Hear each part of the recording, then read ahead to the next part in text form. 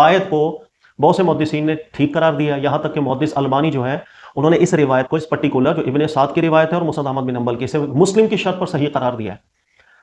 اچھا، وہ مقدمات چند میں آپ کو سمجھا دیتا ہوں۔ نمبر 1 یاد رکھیے گا، رسول اللہ صلی اللہ علیہ وسلم کے بعد جب صحابہ کرام کے آپس میں کچھ اختلافات ہوئے اور ان اختلافات کی بنیاد پر مسلمانوں میں ایک فتنہ برپا ہوا، اس فتنے کے بعد جتنی بھی روایات ایسی ہیں جو اس فتنے سے متعلق ہیں، وہ چاہے صحیح سند کی ہوں، وہ چاہے ضعیف سند کی ہوں، وہ چاہے اعلیٰ سند کی ہو، بخاری کی سند کی ہو، مسلم کی سند کی ہو، ان میں سے کوئی بھی روایت قابل قبول نہیں۔ یہ پورا واقعہ یہ ہے، ابو الغادیہ بالکل وہ تھے اس روایت کے مطابق کہ جنہوں نے حضرت عمار بن یاسر کو قتل کیا تھا، بالکل جی، لیکن یہ پوری بات تو پڑھیں پھر۔ پوری بات یہ کہ ابو الغادیہ کہتے ہیں حضرت عثمان غنی رضی اللہ تعالیٰ عنہ کو جس وقت لوگ شہید کرنے کے لیے آ گئے، مجمع لگا دیا اور آپ کو شہید کرنے لگے تھے، تو حضرت عمار بن یاسر ان میں داخل تھے جو عثمان غنی کو شہید کرنا چاہ رہے تھے، اس گروہ کے اندر داخل ہو گئے تھے حضرت عمار بن یاسر۔ بلکہ اسی روایت کے الفاظ ہیں وَقَانَ يَشْتُمُهُ بِالْمَدِينَ، عمار بن یاسر ننگی گالیاں دیا کرتے تھے عثمان غنی رضی اللہ عنہ کو پورا شہر مدینہ کے اندر۔ نمبر 2، باغی گروہ کے اندر آپ مل گئے تھے، عثمان غنی کو شہید کرنے والوں کے اندر عمار بن یاسر مل گئے تھے۔ جس وقت ابو الغادیہ کہتے ہیں میں نے یہ دیکھا کہ عمار بن یاسر باغی گروہ میں شامل ہو چکا ہے اور عثمان غنی کو گالیاں دے رہا ہے، اس وقت میں نے اللہ کی قسم کھائی تھی کہ اس بندے سے مجھے یہ بھروسہ نہیں تھا، اس بندے کو اللہ میرے ہاتھوں ہی مروانا، یہ مرے میرے ہاتھوں ہی مرے، کہ خلیفہ حق کے خلاف یہ باغی گروہ میں مل گیا، اس کو گالیاں دے رہا ہے۔ اس کے بعد وہ ابو الغادیہ کہتے ہیں کہ صفین کا جب موقع ہوا یہ میرے ہاتھ ہے تو میں نے ان کو مار دیا۔ پھر یہ پورا واقعہ بیان کریں۔ اب اس پورے واقعے سے 3 نکات سوال پیدا ہوئے۔ سوال یہ کہ اگر اس روایت کی بنیاد پر ابو الغادیہ کو مجرم آپ نے قرار دے دیا، انہوں نے عمار بن یاسر کو چلو شہید کر دیا، لیکن اسی روایت میں تو ذکر ہے عمار بن یاسر باغی ہو گئے تھے۔ ہم تو حدیثیں سنا رہے ہوتے ہیں امام بخاری کی کہ رسول اللہ صلی اللہ علیہ وسلم سے ایک بات صحیح طور پہ صحیح سند کے حساب سے آئی ہے، عمار بن یاسر کو باغی گروہ قتل کرے گا، لیکن اس روایت کے مطابق تو عمار خود باغی ہو گئے تھے، اور باغی بھی کیسے ہوئے تھے؟ یشتمہ بالمدینہ، پورے مدینہ شہر میں عثمان غنی کو گالی گلوچ کر رہے تھے۔ السلام علیکم ورحمۃ اللہ۔ مفتی کامران شہزاد کے پورے بیان کا رد۔ مفتی کامران نے جو کچھ کہا ہے وہ اصولی طور پر باطل، علمی خیانت، احادیث کی تحریف مفہوم اور واضح ناسبیت کی ایک کلاسیکل مثال ہے۔ فتنہ کے بعد آنے والی کوئی روایت قابل قبول نہیں، ایک بدعتی اور گمراہ اصول ہے۔ مفتی کامران کا سب سے بڑا فریب یہ ہے کہ وہ ایک نیا خود ساختہ اصول پیش کرتا ہے۔ فتنہ صحابہ کے بعد جس روایت کا تعلق اس فتنے سے ہے وہ چاہے صحیح ہو یا بخاری کی ہو قابل قبول نہیں۔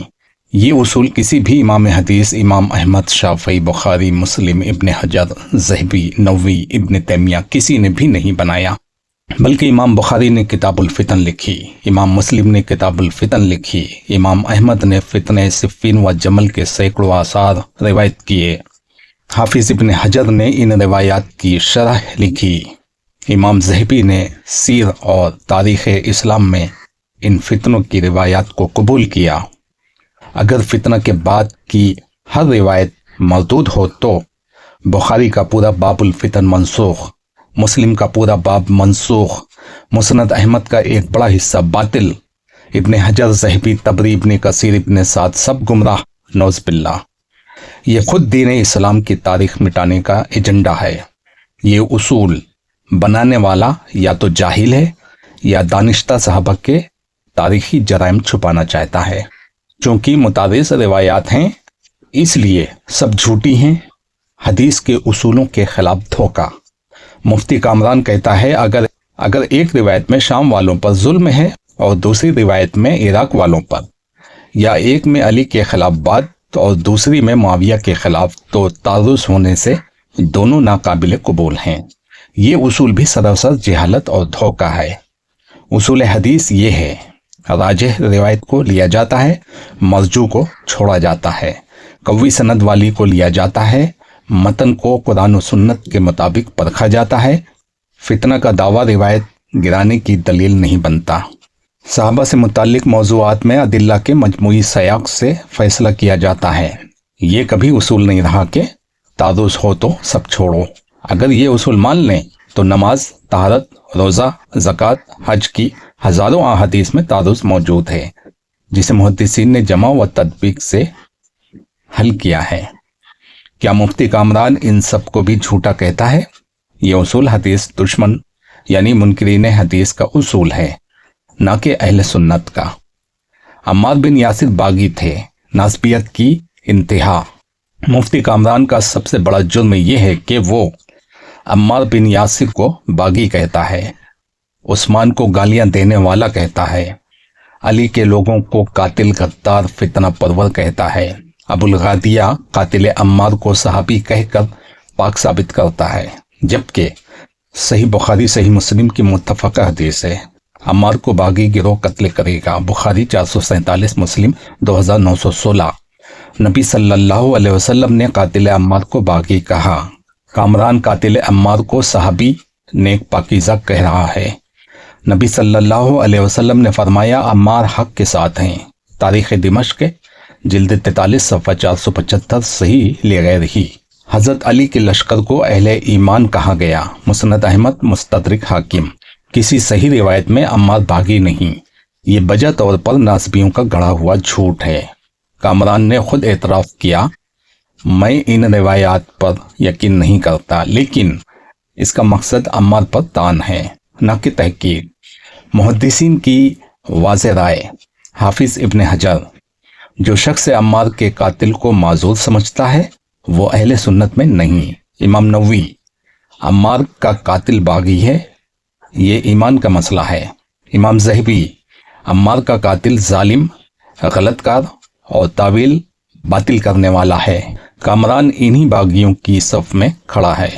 अहम तरीन खुलासा, मुफ्ती कामरान की पूरी गुफ्तगू का मकसद सहाबा के जालिम गिरोहों का दिफा, उमवी दरबारी तारीख की सफाई, कातिलीन अम्मार की वकालत, अली व अम्मार के खिलाफ शकूक डालना, सही अहादीस को रद्द करना, बातिल उसूल गढ़ कर दीन में नई बिदत ईजाद करना।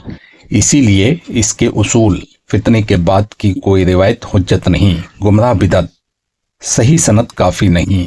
हदीस दुश्मन, मुनकरीन का उसूल।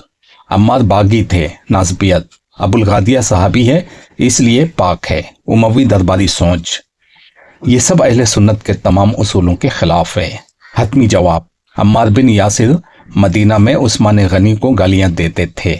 ऐसी कोई सही, हसन, ज़ईफ़, हत्ता के मौजू रिवायात भी मौजूद नहीं। ये महज झूठ, घड़ी हुई कहानी और नाज़बी प्रोपेगेंडा है। मुफ्ती कामरान का ये दावा कि अबुल गादिया वाली रिवायत में है कि अम्मार बिन यासिर उस्मान को गालियां देते थे, न सिर्फ वे गलत है बल्कि खुला झूठ है। अबुल गादिया वाली रिवायत कौन सी है? ये रिवायत मुस्नद अहमद की है। मुस्नद अहमद बिन हम्बल, हदीस नंबर 17157, 17158 तिबात के इख्तलाफ के साथ। इस रिवायत में अबुल गादिया बयान करता है कि सिफ़ीन के दिन मेरा अम्मार से झगड़ा हुआ, फिर जंग में उसने अम्मार को कत्ल करने का दावा किया। इसमें ये अल्फाज नहीं कि अम्मार गालियां देते थे, एक भी लफ्ज नहीं। तबकात इब्न साद में एक रिवायत है, मगर उसमें भी गाली देने के अल्फाज नहीं हैं। मुफ्ती कामरान ने यह रिवायत इब्न साद की तरफ मंसूब की, लेकिन इब्न साद की तबकातुल कुबरा में अम्मार के उस्मान के बारे में इख्तलाफी मौक़िफ़ का जिक्र है, लेकिन गाली देने, सब करने, नंगी गालियां देने जैसी कोई ताबीर कहीं नहीं मिलती। अम्मार गालियां देते थे, ये झूठ सबसे पहले किसने गढ़ा?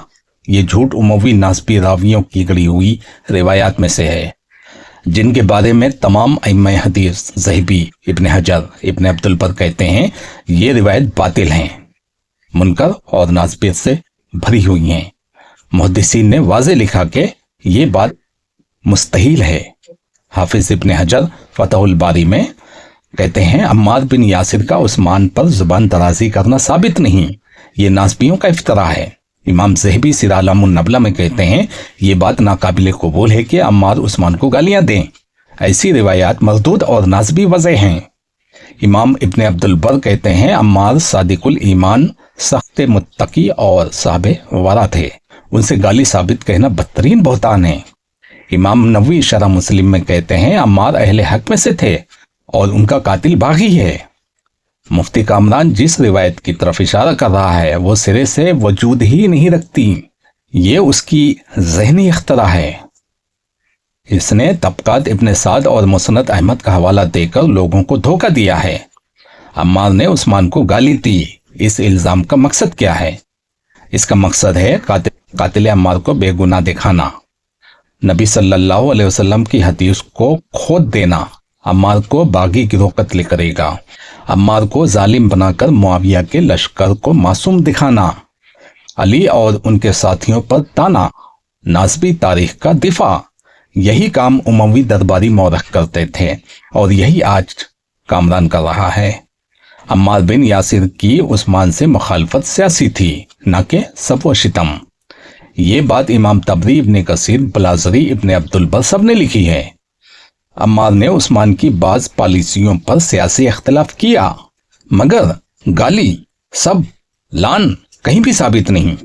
बल्कि रिवायत है कि उस्मान ने अम्मार की इज्जत की और उन्हें दोबारा अपने पास बुलाया। तारीख तबरी अल-बिदाया व निहाया। अम्मार बिन यासिर उस्मान को गालियां देते थे। ये मुकम्मल झूठ, इफ्तरा और नासबी जालसाजी है। न मुसनद अहमद में, न इब्ने साद में, न तबरी में, न किसी सही या ज़ईफ हदीस में ये बात बिल्कुल कहीं नहीं है। ये मुफ्ती कामरान की गढ़ी हुई कहानी है ताकि कातली ने अम्मार की सफाई पेश की जा सके।